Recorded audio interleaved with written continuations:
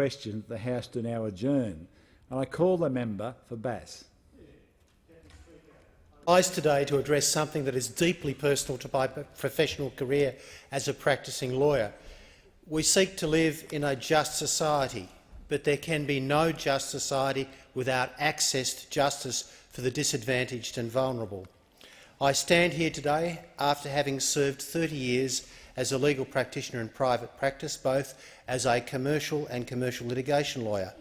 I know the pressures of private practice, but have a deep and abiding respect for the legal professionals and volunteers who supply legal services in our legal aid and community legal sectors, always struggling to address demand in the face of constraints in funding. I've represented both individuals and corporate clients, and because of the nature of Tasmania, many family businesses. I know that many people from ordinary or average backgrounds cannot hope to afford legal advice, and as a consequence either are unable or unwilling to enforce their rights when those rights are at risk. I have a deep understanding of the great importance that the Launceston Community Legal Centre plays in my community. I dare say no more than any other member who may have recently represented this northern Tasmanian community.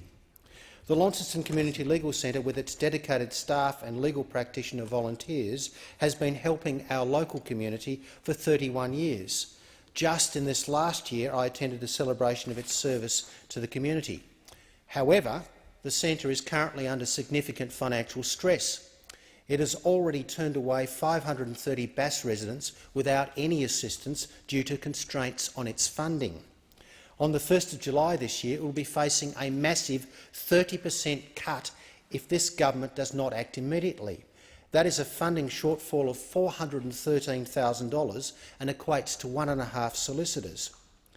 What this means for the centre is that it will be gravely worse than presently having to turn away 530 Bass constituents, thanks to cuts in funding and neglect by Senator George Brandis and the Turnbull government. The Launceston Community Legal Centre has helped thousands of people around northern Tasmania in need of free legal assistance who do not qualify for legal aid. They are on the front line in the battle against domestic violence and assist people with problems as diverse as Centrelink debt, tenancy disputes and employment issues. On a day when we celebrate the role of women in events in this place for International Women's Day, we must acknowledge that many victims of family violence are women and children who must receive legal advice not as a matter of convenience but as a vital part of access to justice. Now, due to this incompetent Attorney-General, it is set to lose 30% of its funding, which will seriously jeopardise its ability to operate. In the Labor Party, we know that for every dollar of government funding, the return on investment is more than $17. That is value for money. It was the then Prime Minister Gough Whitlam in 1973 that understood the importance of access to justice, particularly for those who could least afford to pay for it. A formal system of legal aid, the Australian Legal Aid Office, was established. Funding of legal aid is a constant issue, in that the legal aid system nationwide has been starved of funding.